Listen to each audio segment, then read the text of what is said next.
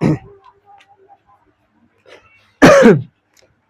Good evening all of you my dear students. कैसे हैं आप लोग? उम्मीद करते हैं आप लोग बहुत ही अच्छे होंगे।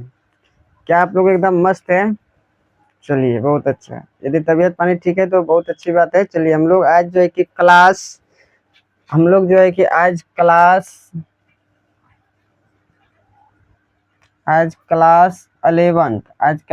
11th का मैथ्स सिलेबस के बारे में बात करेंगे। आज क्लास 11th के मैथमेटिक्स का जो सिलेबस होता है ना, उसके ऊपर चर्चा करेंगे, ठीक है ना। थोड़ा सा लेट से हम स्टार्ट किए क्लास 11th का बैच, ठीक है, क्योंकि अभी बहुत सारे बच्चों का एडमिशन भी नहीं हुआ है। तो नहीं हुआ है तो उससे कोई दिक्कत नहीं है। जो पास हो गए होंगे उसका एडमिशन निश्चित होगा। और जो साइंस लेना चाहते हैं, तो वो जो मैथ लेना चाहते हैं उसके लिए बहुत पहले स्टार्ट कर देना चाहिए, कम से कम, ठीक है ना, 1 महीना पहले। मैंने नहीं किया, कोई दिक्कत नहीं है। तो पर भी आपका सिलेबस पूरा कंप्लीट कराएंगे, ठीक है। अब डेली हम यूट्यूब पे आएंगे, कंटिन्यू डेली यूट्यूब पे बने रहेंगे, ठीक है। दिक्कत नहीं है, कोई भी दिक्कत, टेंशन लेने की कोई दिक्कत नहीं है। टेंशन लेना ही नहीं है, इसमें कोई ज़रूरत नहीं है टेंशन लेने की, ठीक है ना। तो चलिए, हम क्या करते हैं, क्लास 11 मैथ्स का सिलेबस जो है कि इसको देखेंगे। सिलेबस क्या क्या हमको जो है कि क्लास 11th में पढ़ना है, ठीक है ना। लेकिन सबसे पहले एक बात हम कर ले कि यदि आप साइंस के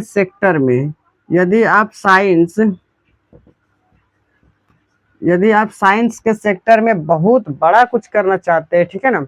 आप यदि मन में ऐसा सोच रहे हैं कि टेंथ में तो अच्छा रिजल्ट आ गया, ठीक है ना, अब टेंथ के बाद जो है कि हमको 11th 12th करना है, उसके बाद जो है कि कुछ ऐसा करना है जो कि गांव वाला सोचा भी नहीं होगा, ठीक है ना, कि ये बंदा इतना बड़ा काम कर सकता है, ठीक है ना। आप ऐसा कुछ सोच रहे हैं, ठीक है ना। तो देखिए, यदि आप बिहार से बिलोंग करते हैं तो जाहिर सी बात है कि ये आप हिंदी मीडियम से टेंथ किए होंगे, ठीक है। यदि इंग्लिश मीडियम से किए होंगे कोई दिक्कत ही नहीं है। यदि आप हिंदी मीडियम से किए होंगे तो साइंस आप लीजिएगा 11th में, तो आप सोचिएगा चलो हिंदी मीडियम से मैथमेटिक्स, फिजिक्स, केमिस्ट्री सब पढ़ लेते हैं हिंदी मीडियम से, ठीक है ना। और फिर आगे चल के 12th के बाद कुछ बहुत बड़ा करेंगे तो नहीं कर पाएंगे। वहाँ 12th के बाद आपको जो है ना दिक्कत हो जाएगा, प्रॉब्लम्स क्रिएट होने लगेगा इंग्लिश मीडियम में, ठीक है ना। अब बोलिए दिक्कत कहाँ पर होगा सर? तो दिक्कत होगा, देखिए भाई साहब, आपको जो दिक्कत होने वाला है ना, वो दिक्कत जो होने वाला है साइंस के सेक्टर में, तो जैसे ही आप 12th कीजिएगा, क्या कीजिएगा, साइंस सेक्टर में आप लोग 12th कीजिएगा। इस साइंस के सेक्टर में आप लोग 12th कीजिएगा। और 12th के बाद क्या होता है, 12th के बाद क्या होता है भाई साहब, यहाँ के बाद देखिए, यदि आप मेडिकल करना चाहते हैं तो आपको इंट्रेंस एग्जाम देना पड़ेगा। तो इंट्रेंस एग्जाम में जो है कि लगभग आपको हिंदी और इंग्लिश दोनों मीडियम में क्वेश्चन प्रोवाइड कराया जाएगा, ठीक है। यहाँ तक तो आप हिंदी मीडियम में भी कर सकते हैं, लेकिन इसके बाद मेडिकल में जो इसके बाद आप तैयारी कीजिएगा, वो आपको पढ़ाई जो है वो इंग्लिश मीडियम में ही आपको प्रोवाइड कराया जाएगा। चाहे वो मैथ हो, फिजिक्स हो, केमिस्ट्री हो, बायोलॉजी हो, कुछ भी हो, ठीक है ना। तो आपको इंग्लिश मीडियम में ही पढ़ाया जाएगा, ठीक है। आपको हिंदी वहाँ पर दर्शन भी नहीं होगा, हिंदी का देखने के लिए भी नहीं मिलेगा, समझे। और यदि ये सब नहीं करते, साइंस के सेक्टर में यदि आप ये करना चाहते हैं, मान लीजिए बीसीए करना चाहते हैं या बीबीए करना चाहते हैं या आप बीएससी करना चाहते हैं, बीएससी मैथ ऑनर्स से, यदि बीएससी ऑनर्स करना चाहते हैं, बीसीए करना चाहते हैं, बीबीए करना चाहते हैं या बीएससी करना चाहते हैं, ये तीनों में आप कोई भी करना चाहते हैं ना, तो इस तीनों का जो किताब है वो आपको हिंदी मीडियम में कभी भी पढ़ने को नहीं मिलेगा। हिंदी मीडियम में इसका बुक छपता ही नहीं है। तो आप 12th के बाद कैसे कीजिएगा ये सब 12th के बाद कैसे कीजिएगा? ये सब करने के लिए तो आपको इंग्लिश मीडियम बढ़िया से आना चाहिए, इंग्लिश मीडियम में समझना चाहिए। इंग्लिश मीडियम का जो बुक होता है, मैथ हो, फिजिक्स हो, केमिस्ट्री हो, वो समझना पड़ेगा पहले बढ़िया से, तभी ये सब कर पाएंगे। अगर आप यहाँ से चाहते कि नहीं हम बीटेक करेंगे, क्या करेंगे भाई साहब, हम ये सब नहीं करके हम बीटेक करेंगे। तो ये जो 4 साल का कोर्स होता है बीटेक, तो इसमें तो आपको हिंदी मीडियम से बुक मिलेगा नहीं, बुक छपता ही नहीं है हिंदी मीडियम से। और इसका जो फिजिक्स केमिस्ट्री मैथ जो होता है वो आपका हिंदी मीडियम में बुक छपता ही नहीं है, तो कैसे पढ़ेंगे 12th के बाद? यहाँ तो 12th के बाद धक्का लगने वाला है, बहुत बड़ा धक्का लगने वाला है, कि हम सोचे थे कि सर इतना बड़ा काम कर देंगे कि गांव वाला सोचेगा कितना बड़ा काम कर दिया ये बंदा, बहुत बड़ा काम कर दिया।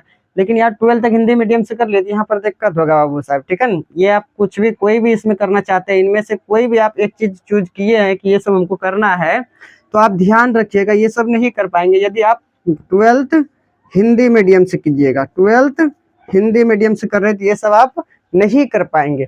इसीलिए अभी से ज़्यादा फोकस जो करना है वो है इंग्लिश मीडियम। कौन सा मीडियम? English medium. अभी से यदि आप इंग्लिश मीडियम में ज़्यादा फोकस करते हैं तो जाहिर सी बात है कि 1-2 महीना तो कष्ट होगा, लेकिन उसके बाद धीरे धीरे आप इंग्लिश को पकड़ना सीख जाएंगे, ठीक है ना। मैथमेटिक्स तो बहुत ही आसानी, इसमें लैंग्वेज उतना प्रयोग नहीं होता है, लैंग्वेज का कोई यूज नहीं है उतना, ठीक है ना। तो मैथमेटिक्स तो आप सीख ही लेंगे, मैथमेटिक्स में कोई दिक्कत नहीं है। मैथमेटिक्स आप इंग्लिश मीडियम हो हिंदी मीडियम हो चलेगा, लेकिन धीरे धीरे फिजिक्स केमिस्ट्री ये भी इंग्लिश मीडियम से पकड़ने का कोशिश कीजिए, ताकि आप अगर साइंस के सेक्टर में कुछ बड़ा करना चाहते हैं 12th के बाद तो आप बढ़िया से कर पाएंगे। क्या मेरी बात समझ में आई? ठीक है। लेकिन अब अभी जो आप हिंदी मीडियम से 10th करके आए हैं, हिंदी मीडियम से 10th का जो है बोर्ड एग्जाम देकर आए हैं, यदि आपको इंग्लिश मीडियम में 11th में दिक्कत भी होगा तो यहाँ पर हम क्या करेंगे कि उसका हिंदी, इंग्लिश का जो हिंदी होगा उसको भी हम लिख दिया करेंगे, जहाँ जहाँ हार्ड प्रॉब्लम्स होगा, ठीक है ना। जिसका हिंदी आप नहीं समझ पाएंगे वहां पर हम हिंदी लिख दिया करेंगे, आपको दिक्कत बिल्कुल नहीं होने देंगे, ठीक है। और उससे भी ज्यादा अगर आपको तकलीफ होगा, दिक्कत होगा, तो आप कमेंट्स में बताइएगा सही इसका हिंदी क्या होगा, कैसे होगा, बहुत दिक्कत हो रहा है, तो हम उसका हिंदी भी बता देंगे। टेंशन नहीं लेना, टेंशन लेना ही नहीं है, ठीक है ना। कोई भी प्रॉब्लम्स क्रिएट होगा, उस प्रॉब्लम्स के क्रिएट होने के पहले ही आपका प्रॉब्लम सॉल्व कर दिया जाएगा, इतना गारंटी है, ठीक है ना। तो चलिए हम सिलेबस स्टार्ट करते हैं क्लास 11th मैथ्स का, ठीक है। चलिए एक बार इसको मिटा दे।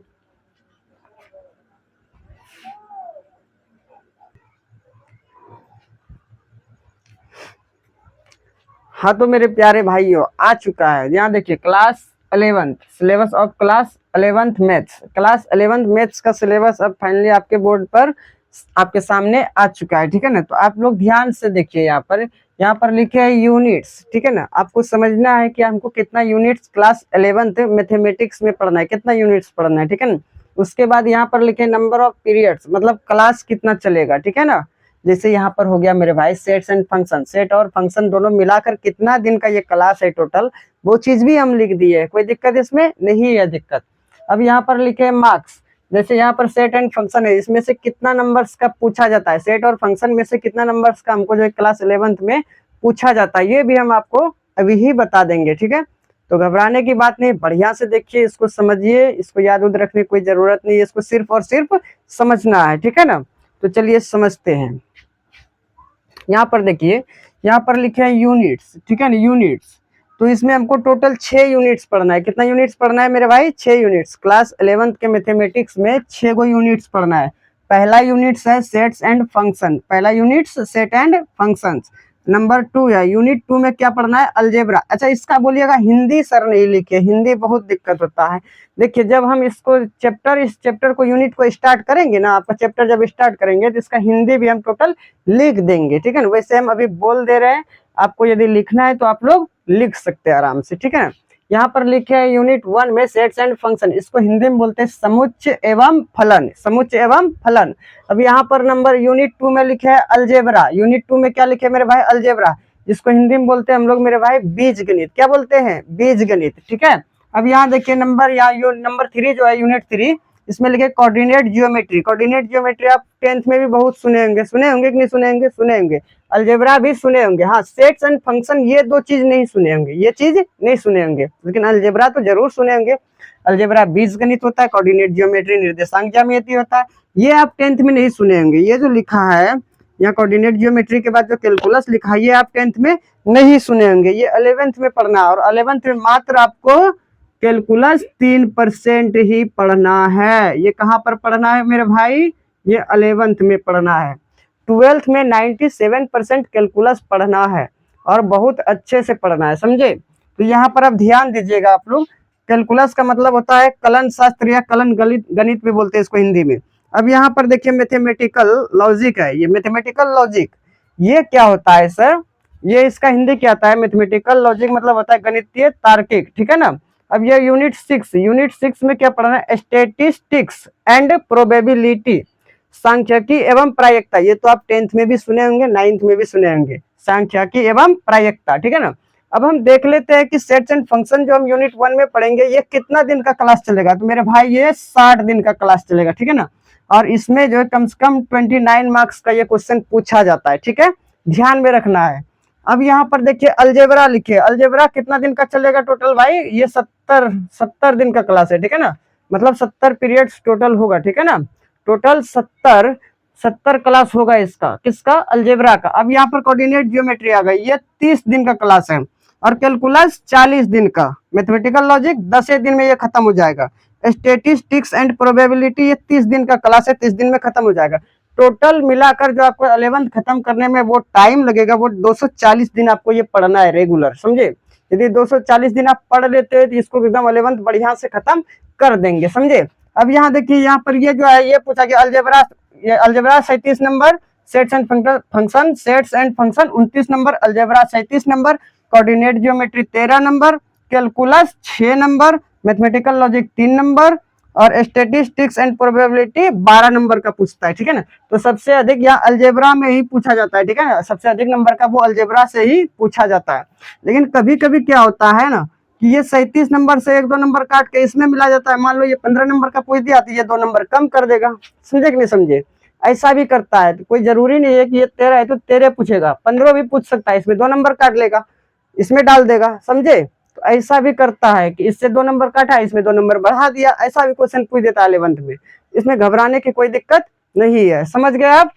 चलिए अब आपको हम बताने जा रहे हैं ये टोटल कितना नंबर्स का पूछेगा, तो ये आपको भाई साहब 100 नंबर का पूछेगा, कितना नंबर का, 100 नंबर का। ये 240 पीरियड्स टोटल क्लास चलेगा, 240 क्लास चलेगा, ठीक है। अब ये 100 नंबर का क्वेश्चन टोटल पूछा जाएगा, ठीक है। तो हम आपको बताने जा रहे हैं कि कल जो हम स्टार्ट करेंगे क्लास 11th का मैथ्स, ठीक है ना, बहुत ही गजब तरीका से स्टार्ट करेंगे, तो आपको एकदम गर्दा उड़ा दीजिएगा आप लोग। पहले तो पूरा का पूरा कंसेप्ट पढ़ाएंगे, कंसेप्ट पढ़ाने से यदि आपको इंग्लिश मीडियम समझ में नहीं आता है तो हिंदी वो लिख देंगे, हिंदी भी नहीं समझ में आ रहा है कोई दिक्कत नहीं है, उसको अपने तर्क के अनुसार पढ़ाया जाएगा, ठीक है ना, छोटे छोटे वर्डों में समझा कर उसको पढ़ाया जाएगा एकदम बढ़िया से, कोई दिक्कत नहीं है। चलिए हम दो तीन मेथड का प्रयोग करेंगे आपको बताने के लिए कि आप लोग बढ़िया से सीख जाइएगा, बहुत ही अच्छा है, आप लोग बहुत अच्छा से सीखिएगा, टेंशन नहीं लीजिए। अब देखिए हम बता देते हैं कि कल हम स्टार्ट क्या करने जा रहे हैं, कल हम क्या स्टार्ट करने जा रहे हैं, कल हम क्या स्टार्ट करने जा रहे हैं। तो मेरे भाई कल हम अलजेब्रा स्टार्ट करेंगे, क्या स्टार्ट करेंगे, कल हम अलजेब्रा स्टार्ट करेंगे, यानी कि यूनिट्स टू में हम क्या पढ़ेंगे कल, अलजेब्रा, ALGEBRA। और अलजेब्रा को हिंदी में ऐसे आपको लिख दिया जाएगा, क्या कहते हैं मेरे भाई, बीजगणित। अलजेब्रा को हिंदी में क्या कहते हैं, बीजगणित। अच्छा, अलजेब्रा में कौन कौन से चैप्टर को हमको पढ़ना है ये भी देखना जरूरी है ना। तो अलजेब्रा में आपको पहला जो चैप्टर होगा वो चैप्टर है आपका कॉम्प्लेक्स नंबर, क्या होगा, कॉम्प्लेक्स नंबर। तो सबसे पहले अलजेब्रा में कॉम्प्लेक्स नंबर पढ़ना है, उसके बाद क्वाड्रेटिक इक्वेशन,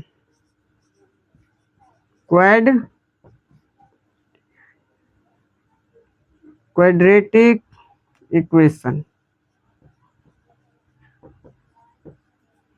अब ये 2 चैप्टर पढ़ने के बाद जो भी अलजेब्रा में चीजें बची हुई है, जो भी चैप्टर्स बचा हुआ है उसको भी हम अलजेब्रा में पढ़ेंगे। लेकिन सबसे पहले आपका जो है, सबसे पहले आप याद रखिएगा, सबसे पहले कॉम्प्लेक्स नंबर पढ़ेंगे, सबसे पहले कॉम्प्लेक्स नंबर पढ़ेंगे। इसको हिंदी में क्या कहते हैं ये कल बताएंगे, या अभी भी बता सकते हैं, इसको सम्मिश्र संख्या कहते हैं, और ये तो आप सुने हुए होंगे, क्वाड्रेटिक इक्वेशन, द्विघात समीकरण, 10th में पढ़े भी है, ठीक है।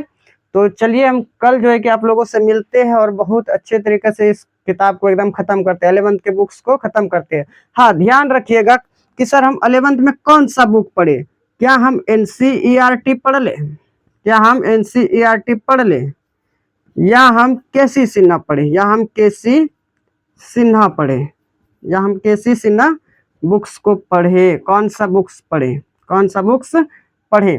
तो मेरे भाई ये 12th और 10th नहीं है कि आप NCERT पढ़ के सिर्फ एग्जाम पास कर लीजिए, 11th का कोई एग्जाम नहीं होता, इसमें तो वैसे ही पास कर दिया जाता है, 11th में ऐसे भी पास कर दिया, आप जाके क्लास में खाली बैठिएगा बिना एग्जाम में तो आपको पास कर दिया जाएगा, ठीक है ना। ऐसा नहीं है कि आप लिखिएगा पूरा एकदम बनाइएगा तभी आपको पास करेगा।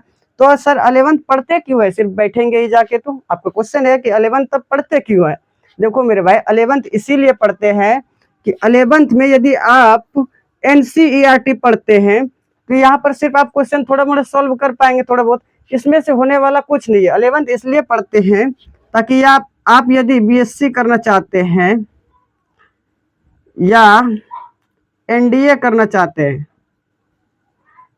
या CUET करना चाहते हैं, ठीक है ना, या आप JEE करना चाहते हैं, ये कोई भी, या बीटेक करना, कुछ भी चाहते हैं, ठीक है ना, यदि ये सब आप करना चाहते हैं, JEE करना चाहते हैं, BSc ऑनर्स करना चाहते हैं, NDA CUET करना चाहते हैं, तो देखिए ये सब में जो है कि 11th का ही पूरा का पूरा क्वेश्चन पूछा जाता है। लेकिन आप KC सिन्हा या RD शर्मा पढ़ेंगे तभी ये सॉल्यूशन हो पाएगा। NCERT पढ़ने से इसका कुछ नहीं होने वाला, कुछ भी नहीं होगा, ठीक है। इसीलिए NCERT हम लोग नहीं पढ़ेंगे। क्या पढ़ेंगे? KC सिन्हा पढ़ेंगे। हाँ, KC सिन्हा जब पूरा खत्म हो जाएगा उसके बाद हम NCERT आप लोग अपने से बना दीजिएगा, इसमें कोई दम्य नहीं है, ठीक है ना, अपने से बना दीजिएगा।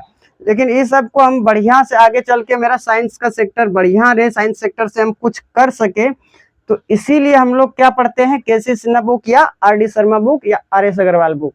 आप कोई भी बुक ले सकते हैं, हम सबका सोल्यूशन कराएंगे। लेकिन यहाँ पर जो ओनली सोल्यूशन होगा हम जो कराएंगे मेरे द्वारा, KC सिन्हा होगा, उसके बाद NCERT। यदि आप RD शर्मा, RS अग्रवाल कोई भी बुक बना भी रहे हैं, ठीक है, लालजी प्रसाद, SK गोयल, दिनेश पब्लिकेशन, कोनो बुक बना रहे हैं, तो आप क्वेश्चन अगर सॉल्व आपसे नहीं हो रहा है, ठीक है ना, अगर आपसे क्वेश्चन सॉल्व नहीं हो पा रहा है, तो आप जो है कि मेरे व्हाट्सएप नंबर पर उस क्वेश्चन को बनाकर, क्वेश्चन को लिखकर भेजिए, हम आपको जो है सोल्यूशन वीडियो के द्वारा भेज देंगे, ठीक है ना, बहुत अच्छा समझ में आ जाएगा, ठीक है ना।